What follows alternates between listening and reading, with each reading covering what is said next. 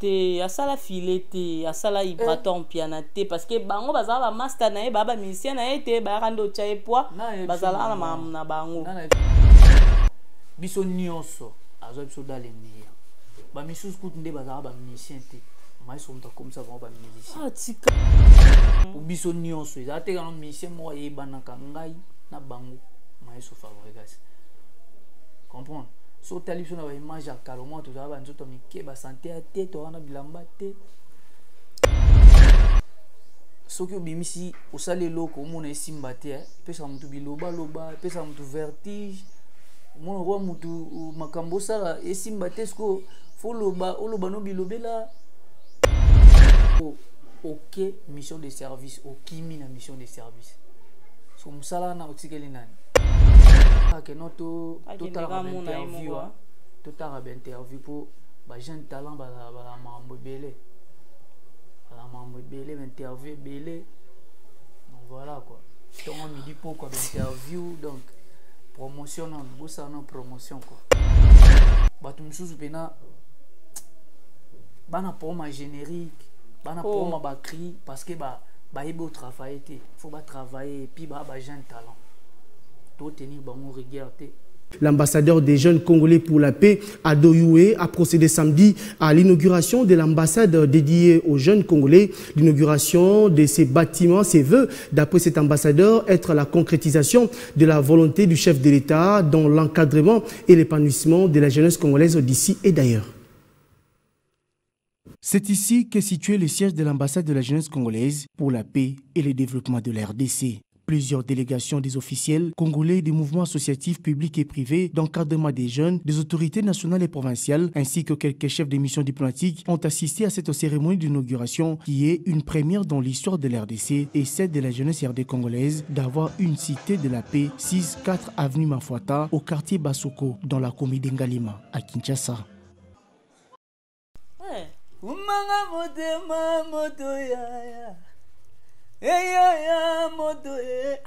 Moto na wamina selema manzale mama bele nanga moto moto ja omoni oyo je ala yaka ale koma pusana ale lala. Hello la team, babi bilenge bozo ngo wapiso na Congo mokilité au moni square au sala pour s'abonner parce que so s'abonner ou cliquer cloche de notification babi o rabou bando komelo mbala moko zo en direct sans que babi était là li solo. Très heureuse de vous savoir nombreux en train de suivre cette émission présentée par la vôtre Jenny Massanka, queen de la presse. Ça a toujours été un réel plaisir pour moi ton ba qui vous a devant ba écran na bino devant ba téléphone nabino en train de suivre cette émission des Canaïbes Sabino. C'est vraiment un moment de divertissement, un moment d'information. Voilà, aujourd'hui je suis avec 3 jours naba obaebi été batubele baebi mais pour naba obaebi été aza animateur il y a Fabregas maestro, il y a Villanova light music. Voilà. Les Tosolanaï Masolo, il y a Fabregas Tosola Masolo, Villanova, pourquoi pas Masolo, il y a actualité, il y a musique congolaise. 3 jours, bonjour. Bonjour Jenny, bonjour, et puis bonjour Nabamouri à la bonne musique, et puis Nababonné Nabiso, il y a Congo Mokili, et puis voilà, na patron Namaïso Fabro, Kyrios Gozarachi, des trop guides, si prendre de sa génération, puis voilà quoi. Ah, et c'est un mingi ozala na lelo après bâton et belé. Mais ça plaisir pour nous et puis voilà quoi, nzamba za lokumle to kutani sur lelo voilà quoi. Président Manimam Bolinga boya mona 3 jours na plateau. Président Manimam pesa maramwala, président azala pena bien et puis voilà sur la nanga prenant c'est très bien et dans trop. OK, boni maestro, boni basango Villanova. Ouais, basango ya Villanova. Tout ça vraiment bien. Le maître à Salaki déplacement pour la France pour tourner clip na frère naie président déplique Pomba pour na nzembo na bango ya featuring na bango ba Salaki ya bien pena donc bientôt toujours en mois d'avril kaka toujours et biso ba villageois toujours continuer à travailler pour le 31 août pour le Casino de Paris, toujours préparer venant ba spectacle bien, toujours continuer au travail, toujours à fond dans travail na biso pour tout ça la pena ba spectacle bien pour tout ça concert mon il y a bien manqué c'est moni tobi ba concert ezara série ya ba grand prêtre le roi de la forêt qu'on a biso papa chéri Kofi Olomide papa Wemba Pé à son âme King Caster ceux qui a bêti concert net na ba salle musique au monde a bêti semaine on a des photos mon ba image photos ba son et bêta déjà donc yango biso pena toujours travailler à fond pour concert au Casino de Paris le 31 août c'est la concert il y a bien tout ça spectacle il y a bien son il y a bien pour déjà tout ça on a nzembo tout on a danse tout on a cri donc faut que tout ça concert il y a bien pour la première salle mythique na biso na sol européenne voilà. Ok. Bino pe bolingi bo beti concert mbamo image et bimi. Bo banga mambongo ande comment lo ba ma image toi on a besoin image et tout. Te lelo boyo moni ngana yo toza ba congolais puis ba kinois to koli na kin to monaka ke soki lelo mona okena ba boîte nyonso ya Congo oyoka double zénith ya le roi de la forêt oyoka Bercy ya Kofi Olomide oyoka Olympe ya papa chéri donc ba concert wana oyebeti la biso pe lelo to na posa pe Casino de Paris tant to beta e beta bon neti concert na biso ya showbiz e beta ka neti lelo boy nazo ka stade des martyrs ya Jésus des Nuances les padres tout ça voilà. Ok. Déjà la préparation zo les kandeni parce que na moni bo répéter en coulisses tu répéter en coulisses tu répétera 2 jours mardi et puis vendredi mardi ça la coulisses tu bandara de 10h à 20h donc automatique ou heure de 10h à 22h pour nous travailler pena à fond pour nous ça la spectacle il y a bien sinon bah tout sur la sol européenne va continuer qu'on soit place na bango pour ça concert mon pena a bien toujours travailler à fond et va continuer vraiment qu'on soit place pour concert wana moni depuis Villanova light music ezala depuis Maestro Fabregas banda carrière na e bana na amour ti lelo tous na ba rebonzele tous na gomme na sol européen na salle mythique déjà dans to betati c'est la première conseil imaginez si cool non moi spectacle andeza parce que Maestro a monté spectacle Villanova ba binaka fort imaginez ce qu'on ça rien pour ça landé no bina makasi bongo na ba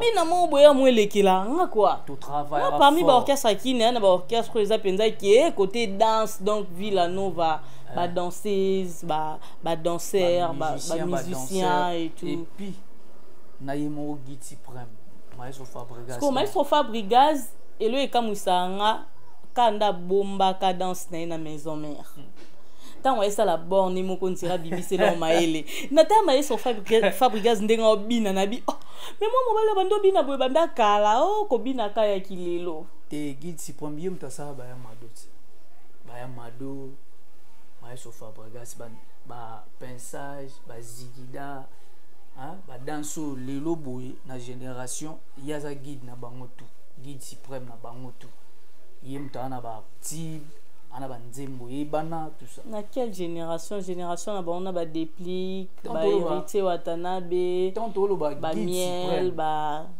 il est déjà na carrière aza déjà na ba OK 13 ans na se na wana ba tout ba na se yaza guide na bango tout. Bon, il y a un jeune talent et tout. Bon, on va arriver là et là, déjà 3 jours pour tout dans le bon. Déjà, boye, lelo, ça fait 2 mois au Monake et Robonzel depuis qu'il premier, na ba Trace Afrique, na ba hit nyonso msu ya ba pays msu ya Libanda, na ba hit nyonso ya Congo pendant 2 mois.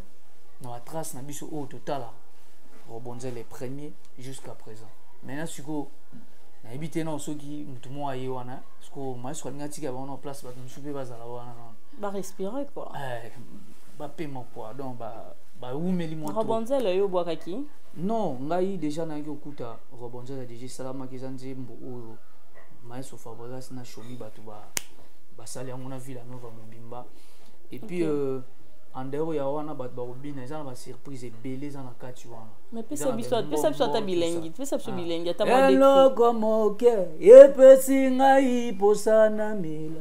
Wabi eloko moke epesi ngai posana mela. Toke embombo tiki embombo balola. 3 jours. Donc trois jours yana ba na zupenda moneti tozara na catholique de ba na batela yango ya lelo lobie nena sko na animation. OK. Mokonga eu mbia kata mbia liaga liboge yakata mbia melengele kata yo embombo na ipso makana tozo innovate animation fo école quoi. Si moi ce que ça na bolelo boy na ju pena catholique na en animation tozo déplacer pena makam. OK. 3 jours obimaki na ndaku ya papa nde mwana nyonso abimaka OK ozwi ndaku na yo et tout mais tomoni retour ya 3 jours na Villanova nini esali ke ozonga esimbi te place okendaki ou comment? Ouais chance mo lobi na bimaki na yo ozonga mwana nyonso soki akeluka et puis parents azana besoin mwana a réussir côté mwana ke faut a réussir. Et puis tant on a moni que ils ont ba difficulté ça trop mais qui leader passé qui eza nyonso ezara passé ezara pena passé ça na énergie belé au faut ça. Et puis 3 jours à moni que na parlé na biso o esikanga na botama musicalement parlant Maestro Fabregas mta sali ke toye bana biso tout ano mona ba msuba cha ba bino na TV ba finga ba ebana te na mboko biso tout Maestro mta sala poto yeba. No tout maestro muto asala maestro asala babino na babekam na ba materazo biso tout te asala filete asala vibraton piano te parce que bango bazala ba master na e baba musicien na e te ba rando chae poa bazala na bango na epso makamona biso ko bobo yango po ani na bibo ya biso nyonso to uta dans les nia ya malamu maestro azwa biso nyonso dans les nia à part Sabalo à part Lei les auteurs pas à venir biso Lacoste tu vois biso nyonso azo biso dalenia ba misus coûte nde bazara ba musicien te maestro mta comme ça ba musicien tika boy 3 jours je te dis vrai déjà pas musicien aux musicien te ingolo ba net ndeni obeta en orchestre monté à quartier OK tu vois orchestre monté à quartier oyo beta kombo nango yebi et au na beta une orchestre. C'est dire ba yemba te ya kamba mo pa maestro. O te garano nzembo oye maestro apesi yo chance bo yembi na album. Tondo beta ba concert mususu bando yemba mabe. Ba yemba pena mabe donc tika bo. Na so mamba solo. Poto ka ba ke ngana ya ba moto na ngana na na makambu na ngai na eba ko yemba na ba succès na ngai maestro en ka. Na ebisa moni lelo ba misusu so moni beaucoup plus bien affilé hein. Non, bien affilé, je crois qu'il y a Zaki déjà musicien ya beta na orchestre quartier et mutunda sali biso nyonso to yebana. Pour biso nyonso ezate kana musicien mo yebana ka ngai na bango Maestro Fabregas. Comprendre? So tali biso na ba image ya kalomo to za ba nzoto mike ba santé a te to wana bilamba te. Mais même parole avec Patrick Beckham, est-ce que boyo kana ki to tala ki émission? Non, natalité na yebi nde côté to uti. Na yebi côté to uti na yebi ndenge to zalaki. Comprendre? To zaki na yebi te. Alors il y a Thierry. Sous pena to na ba santé mso ma mutu mso wa santé ndeka bimna sana tout ça. Mais lelo akomi pe mutu akomi po loba na ye donc. Le roi malobeza ya yesu mutu nzo so moni caméra. Na loba tout ça donc on a tout piqué ça monter. Alors il y a Thierry Migler. Na ba ya Thierry na ba biso ye mo kudu merci ya Thierry ye mo kudu ya Thierry manzemo mo biso nyonso to utawa Beckham autawa 3 jours autawa biso tout to utawa na père na biso musicalement parler en Maestro Fabregas parce que wana Maestro ana pour ça lobate donc ata yo boyi na yo bato batala biso bayebi kote nini yo uta c'est tout. Même msu na vie eza grâce maestro na âge na ye wana et tout asani po bota bana ebele boye eza kaka aza motema monene ayebi kopesa motu ba kofungola motu ba opportunité kotia yo bato bayeba yo po maestro so oyembi aotanga pena komona aotanga komona aotanga ngona barep partout andoloba makambo na yo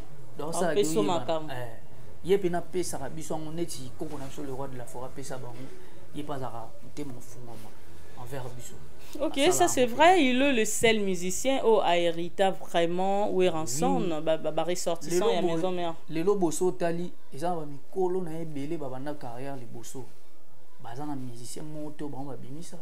Bazate. Maestro Fabregas les loso tali aboti sous génération sous. Mais ya mabeza ke Maestro Fabregas aboti bana mais yemo papa zo kanate na bana wana. Pourquoi yo moko parents au lieu encadrer bana yo moko zo yo kanate le suna bano yo boti ah vous entendez papa tigala papa so biso bana to na ba caprice na biso msusu msusu linga na loba bana loba likam na mo boto créer ba makam na biso ya loba ya sa papa ya sa na tante ya hotelema aloba boy non biso nyonso to bana na e. OK, sauf que l'aide du maître tambolara nanzela depuis bapesaka ye bourse ti asala baprojet na ye ngai mpe ntina ke naosala makambo na nga nayoka te frère na ngai non boye non nayoka yango ta ta mokolo. Un clin d'œil spécial à toi Patrick Beckham. Non c'est tozala biso na Patrick Beckham na l'œil de l'homme tozala le 31 août. Mais 3 jours nini ezongisi ombangu na ndako ezaka poto. Non eza chez biso nga naza musicien chez bino katan casino de Paris eyende ozongi donc bato nyonso mutu nyonso ozwa ngo ndenge ozwa nga nayebi ke nga naza artiste musicien oyebi pourquoi 3 jours nalobi bien ke kobanda na nga ti lelo Maestro Fabregas mutu apesi nga chance oyeba et puis bakri nyonso 3 jours abwaka eyebana na mboka oyo eza Maestro Fabregas donc sikoyo ntango nakie namoni ke ezokende ndenge o ngai nalingai wana te nazongi chez biso naye kovanda lepa na biso pona namona pasi te naboyi ke nona kende pa na famille mosusu nazongi pena chez biso ayambi yo et puis à l'aise naza pena na bandeko na tout bien na père na biso kitoko et puis ya malamu eza ke naza à l'aise parce que eza pa na biso eza pene pa na biso na osala boulot na nga à l'aise et puis naza pena ya kovanda naza pena ya kovanda nga na musicien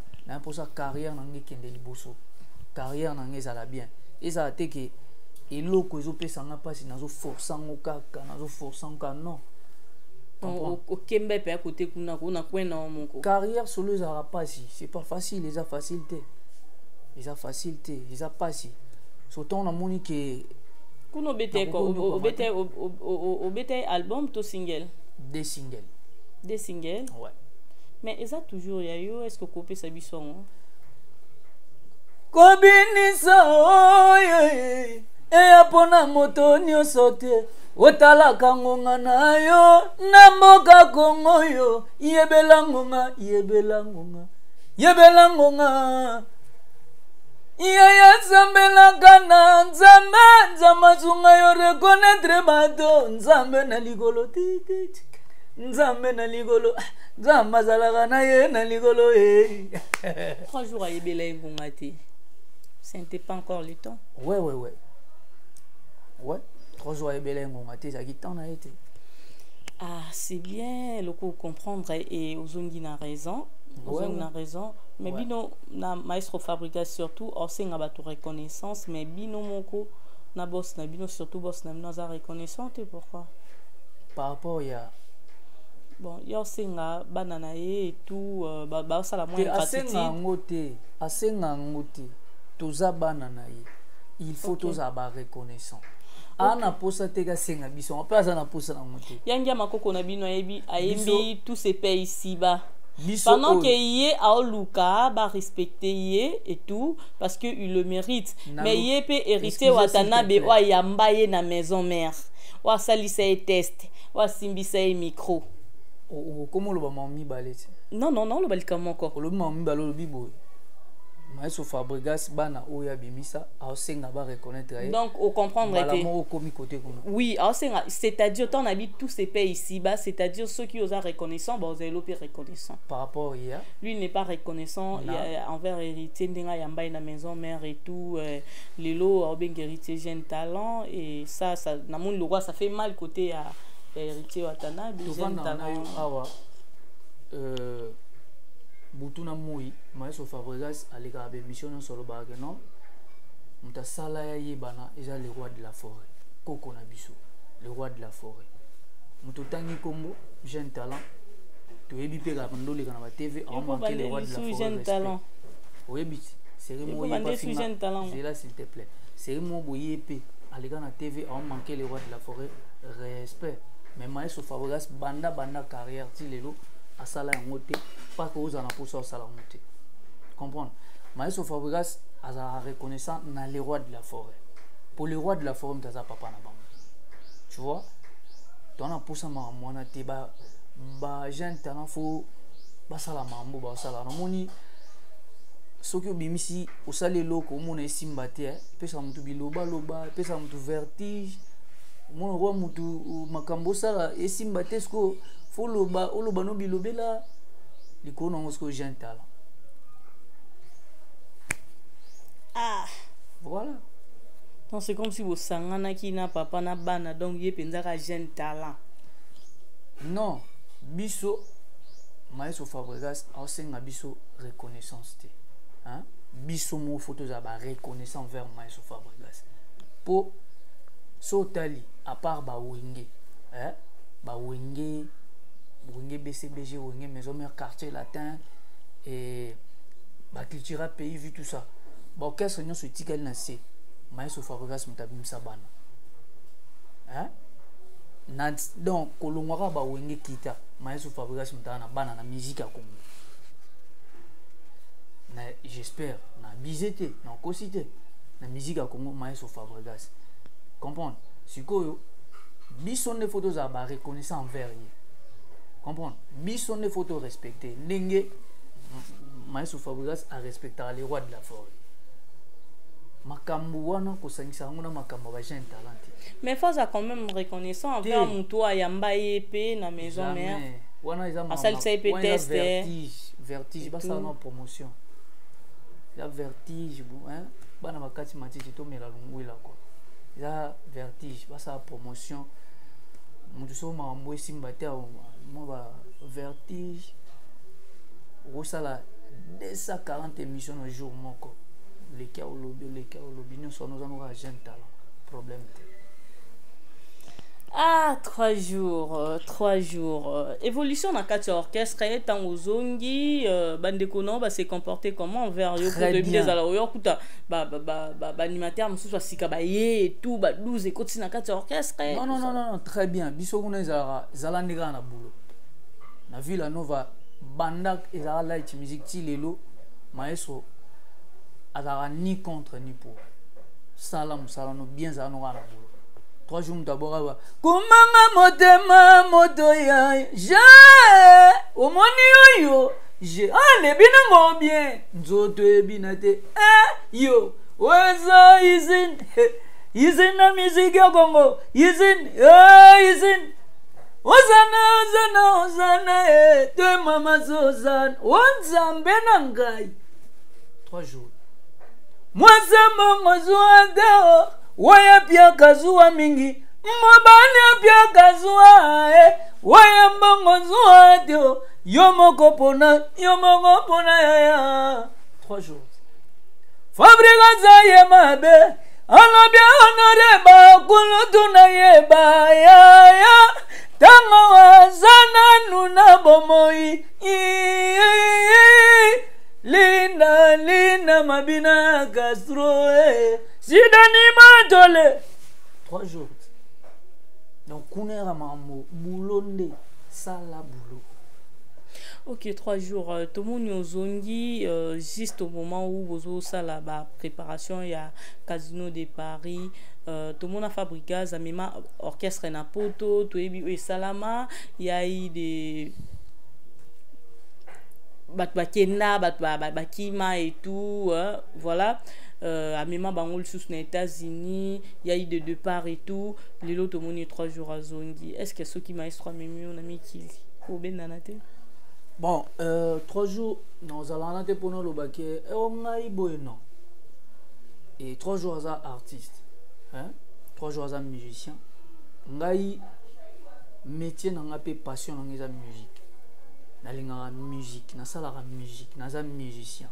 Je pense que le gros métier nanga nako na olingana sala on penati na suka pour na linga ngotro yango mo déjà musique et puis ça va voyage et puis ça va ndako so OK mission de service au kimi na mission de service so musala na otikeli nani bo ou bien koto tikali o musala ni ngaza musicien otika musicien ngapena na musicien ben au cas où ba memiote naza miote batikio babite yo tikala wa n'équipe akin naza musicien donc tant to bandaka liboso na light music to zaika na posa succès neti nga boy naza pena na posa succès bat baye banga maestro sali ke 3 jours lelo na mboka ana ba cri oyebani o banimateur ebele ba finga bat bana ngoti siko lelo ya bien animateur ba finga bato ba le kana ba TV tongo midi poko ba finga bat me bana ba cri oyebani ti bazé belé siko mais lelo boy tango 3 jours ayebani makamona nyoso ba voyage ba nini 3 jours un bon musicien ko long orchestre te pour na voyage comprendre voilà. Est-ce que comme il a pu causer ba proposition ba orchestre et mususu trop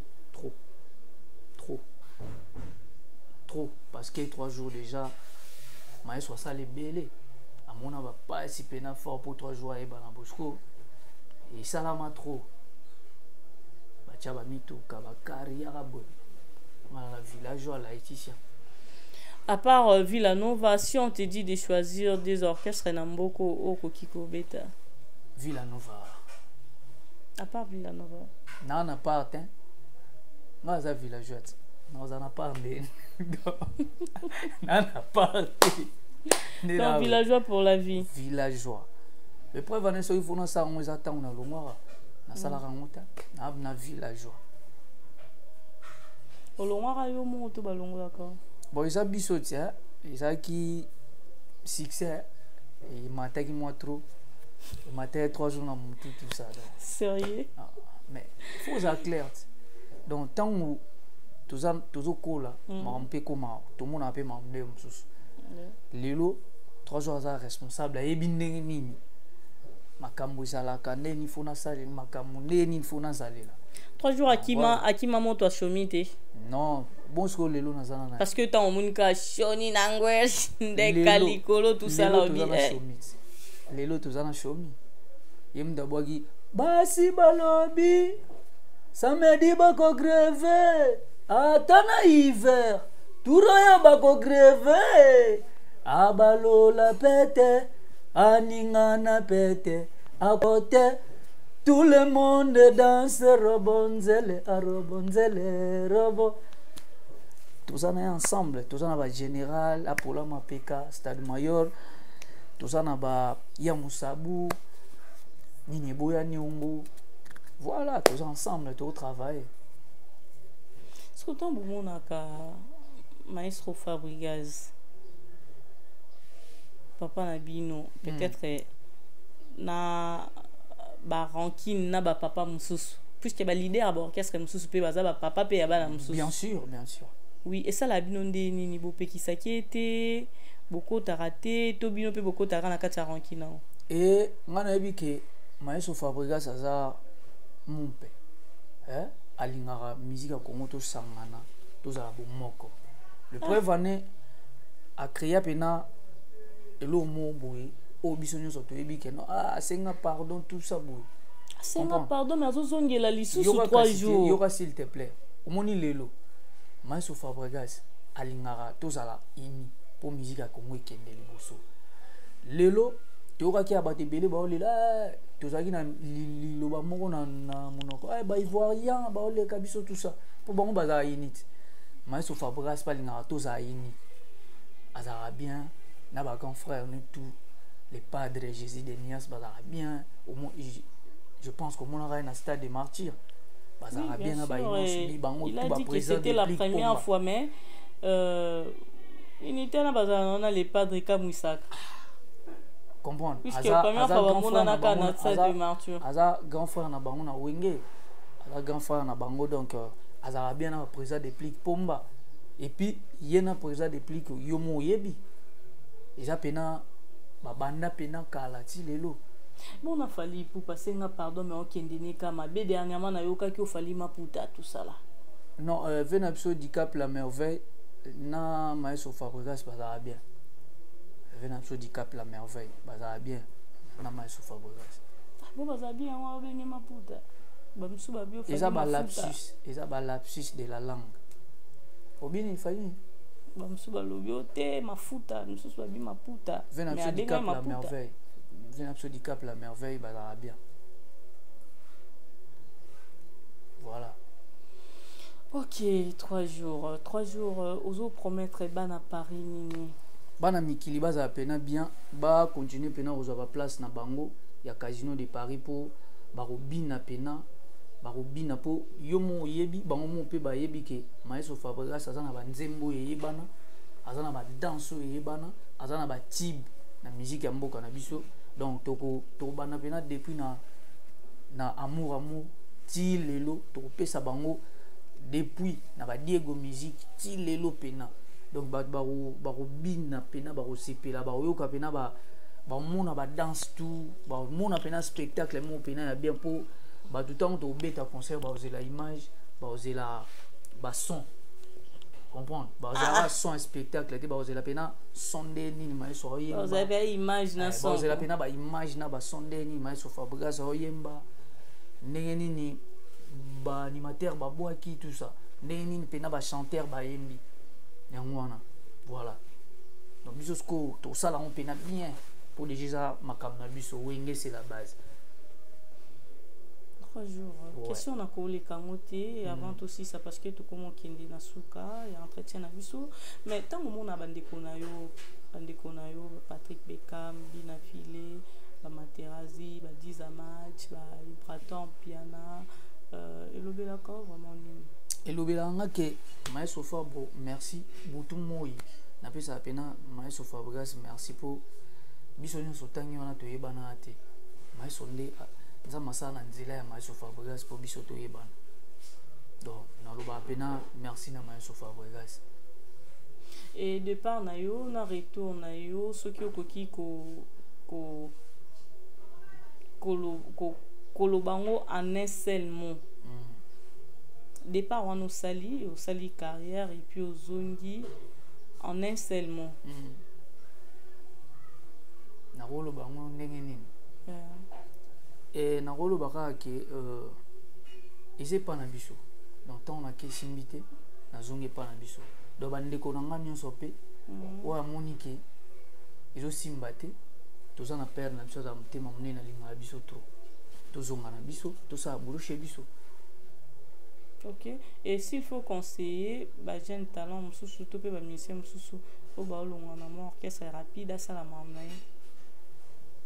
Bon, na pena na conseil te sauf que notre total interview total interview pour ba jeune talent ba mambo belé. Ba mambo belé interview belé. Donc voilà quoi. Donc on me dit pourquoi interview donc promotion non, bossa non promotion quoi. Ok, 3 jours, nous sommes arrivés à la fin de cette émission et s'il faut passer un message. Bah tout pena ba continuer kozwa ba place pena à Casino de Paris et ba continuer pena kozwa ba place pour d'être comme à 75%, ba continuer pena kozwa ba place pour maestro Fabregas abim c'est la biso deuxième date. Il y a ça le monsieur sur Europe. Donc voilà quoi, on a pesi Roger Rosaraman bébé Nunes na pesi mbote masanga en Allemagne Roger Rosaraman bébé Nunes tozala na depuis on est à soki 3 jours au tirep na mona ina masanga soki journée ngo pena to travailler fort pour biso pena au travailler banda le loté kala pena mona pena no to banda rep 8h à 19h ouais on a ce que na kingakati donc rep pena rage ya mabe yango epesaka succès yango epesaka nyonso yango mona bato mosusu pena bana poma générique bana poma bacri parce que bayebi otravaille te faut batravailler puis ba jeune talent to tenir bango rigueur te ba jeune talent faut travailler bazwa temps travailler napesi Karojé Rosaraman bébé Nunes Mbote napesi Bob Zatara napesi Mbote napesi sous-président Mani Mambo pesa makambo pesa makambo papa bana napesi ve na ngai héritier Minimbo tonton héritier Minimbo napesi Mbote Aimé Boubé Bobilanga Loso napesi Mbote Jimmy Kininga napesi Mbote napesi sous Serge Makila les dragons de la monnaie napesi Mbote et napesi Hervé Bamana garçon complet napesi Mbote Sika Ali Kenny Mbumba Kenny West Kenny Mbumba napesi Mbote puis voilà quoi bato bazwa pena ba place à Casino de Paris pour aux concert monko donc inoubliable. Ah Mikolopé qui est là tout ce qu'elle a 4 mois. Et puis haute en couleur quoi donc voilà quoi. 3 mois disons. Donc voilà.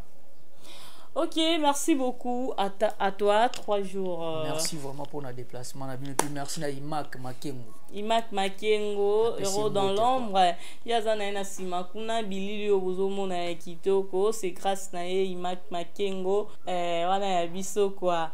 Je salue Enoch Binta, Bambote na yo. L'embingasor de la presse. Ibrahim, je te salue. Sans oublier Anel Kabafosset, un clin d'œil spécial. Anel Kabafosset, et puis Adoyou. Adoyoué, voilà. C'est Mbote quoi. Aoumela, Adoyoué. Ok, merci de nous avoir suivis, très chers abonnés. Vous qui n'êtes pas encore abonnés, n'oubliez pas de vous abonner. Voilà, on se retrouve à la prochaine émission. Je vous aime bien. Bisous, bye. L'ambassadeur des jeunes congolais pour la paix, Ado Youé, a procédé samedi à l'inauguration de l'ambassade dédiée aux jeunes congolais. L'inauguration de ces bâtiments se veut, d'après cet ambassadeur, être la concrétisation de la volonté du chef de l'État dans l'encadrement et l'épanouissement de la jeunesse congolaise d'ici et d'ailleurs. C'est ici qu'est situé le siège de l'ambassade de la jeunesse congolaise pour la paix et le développement de la RDC. Plusieurs délégations des officiels congolais, des mouvements associatifs publics et privés, d'encadrement des jeunes, des autorités nationales et provinciales, ainsi que quelques chefs de missions diplomatiques ont assisté à cette cérémonie d'inauguration qui est une première dans l'histoire de l'RDC et celle de la jeunesse RD congolaise d'avoir une cité de la paix 6-4 avenue Mafuata au quartier Basoko dans la commune d'Ngalima à Kinshasa.